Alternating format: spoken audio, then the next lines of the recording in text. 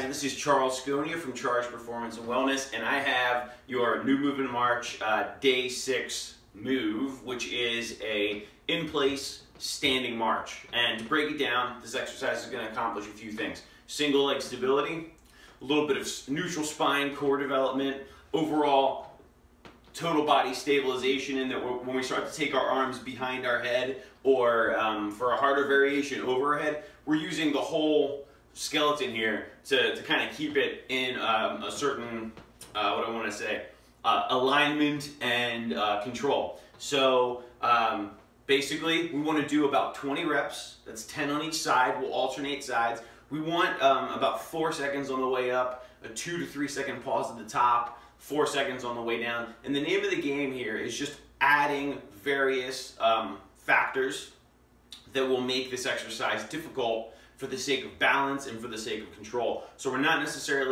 want to necessarily go very quickly. We actually, like I said, 4 seconds up, pause, 4 seconds down, 4 seconds down. We want to focus on very smooth transitions and leaning as little as possible from side to side. So I'll show you the exercise and you'll see what I'm talking about more. So I'm going to start with my hands behind my head. I'm not pulling my head forward. I'm keeping my abdomen nice and kind of drawn in here. I'm keeping a tall spine. My shoulder blades are back.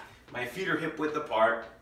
I have a tiny, tiny bend in my knees that you may not see, but you can kind of feel a little bit. And I'm kind of emphasizing that I'm supporting my weight with the back of my hip, not so much standing with my knee locked out. So I want to be kind of leaning back here. And I can start with my, like I said, with my hands behind my head here, pulling this in, shoulder blades back.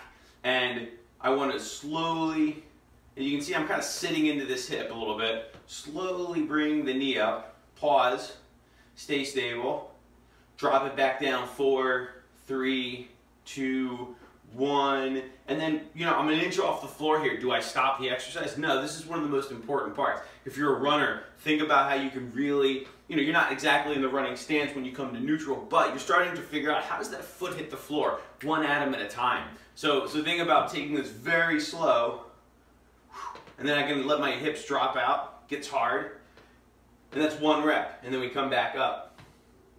Staying upright, not pulling the head forward, trying not to lean this way.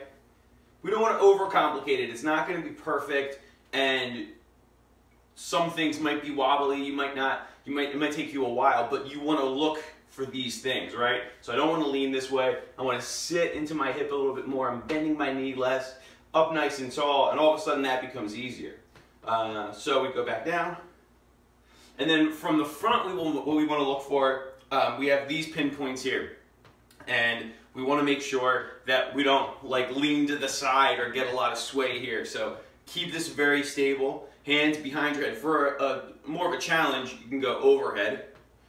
Just puts more of your center of gravity up. And it's a little harder on the shoulders. You have to really keep your shoulder blades in a good position. Now here I struggle a little bit. I fall that way. So I'm going to drop, sit my hips back ever so slightly, and just keep coming up. And then I drop it back down.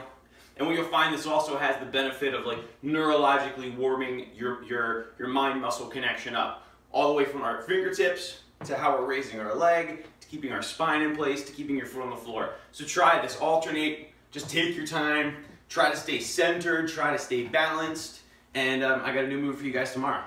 Enjoy.